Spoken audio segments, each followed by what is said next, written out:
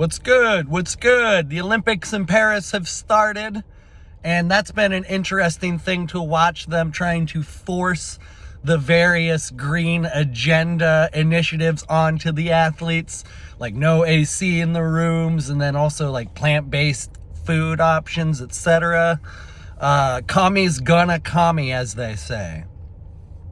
But on that note of calling them commies, I often watch my videos. I use a plethora of different words that all have similar meanings. There's overlap in these words. So like authoritarian, communist, totalitarian, fascist, oligarchical, the aristocracy, all of those terms, the globalists, the elites, they all have like overlap. It's like one word doesn't really perfectly define who and what they are.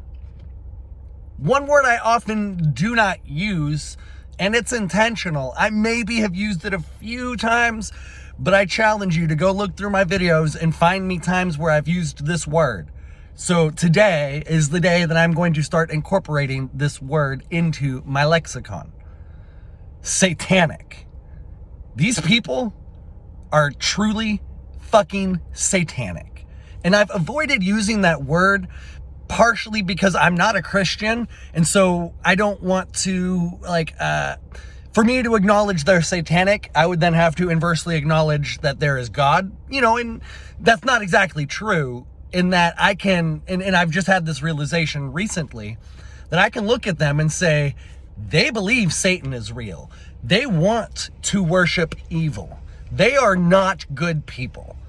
So while I don't believe Satan is real, and I don't believe God is real, I believe that they believe it.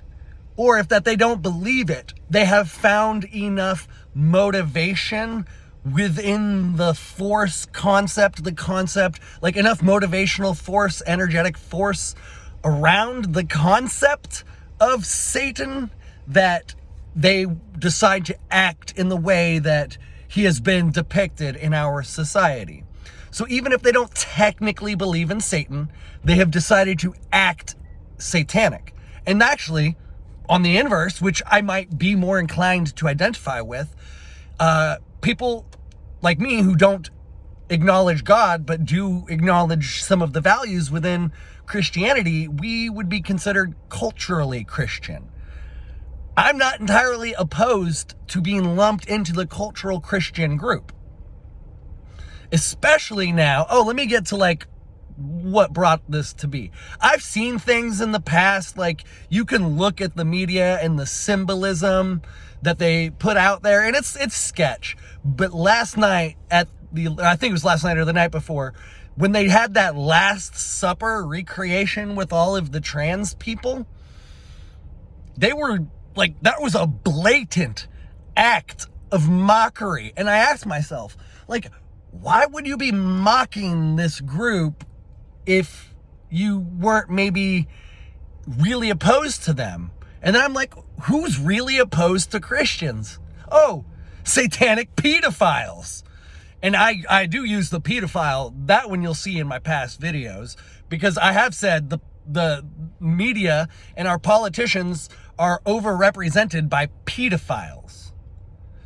And now I'm going to include satanic pedophiles into that. So we have satanic pedophile globalist elites who are trying to usher in global communism as a control mechanism for the people. And I say no. They're not going to win. They're not going to succeed. Their hubris, because that level of mockery is pure hubris, that tells me that they're losing control. Because the more arrogant you become, the less grounded you become. And I'm thinking of Sun Tzu and the Art of War. They've become just very arrogant.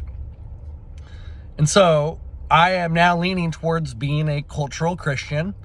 And there was one more point I wanted to get in there. Fudge! What was it? The satanic pedophiles, global communism. Oh, okay. Just to wrap up the video. I have this vivid memory of I think it was Cody Shryock from the Brothers Blue channel calling me out for being anti-intellectual or supporting anti-intellectual ideas and movements.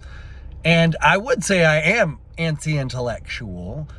Thomas Sowell has a bunch of brilliant quotes around it, but I think this might be a Milton Friedman quote, actually. But it's around the idea of intellectuals and why people despise intellectuals. There's a lot of reasons why. And go look at like quotes from Thomas Sowell, anti-intellectual. But this particular quote, it's connected to communism. The reason that intellectuals, so academics and the like, are drawn to centrally planned economies and governments is because they think they will be at the top of these institutions. And in a way, they kind of do create this cycle where I'm going to not go down that rabbit hole because they're currently kind of in the process of overtaking the institutions. And they have captured most of the institutions. I talked about Gramsci and his war on cultural hegemony. It requires a twofold effort, one of position and one of maneuver. So positioning people in power within the institutions and then redirecting the direction of the institutions, subverting the institutions. We've reached the point where most of our institutions have been subverted, and they have been subverted by satanic pedophiles or globalists or elitists or commies or fascists. There's just not one right word. Evil is the right word. And it's like it's so easy to use that word evil. It's just easy, but it's so convoluted and complex because evil can smile. Evil can smile. And that's how they get you. That is how they get you. Because they're just so good at being fake. So good at being fake. I'm thinking of look at my video from yesterday, Kamala Harris. Kamala the cunt. I love it. She's so fake. And I'm not saying she's a pedophile. I'm not saying she's a satanic person, maybe. But she's an evil person. And while, yes, it is easy to say that, it sucks. It sucks. I know I quoted the Nietzsche thing yesterday also, and I need to remember, do not stare into the abyss fighting monsters lest ye become one. I don't want to become one, but I want to fight. So it's such a balance. I think I'll end the video there, acknowledging these people are fucking satanic. Thank you very much for listening. Much love.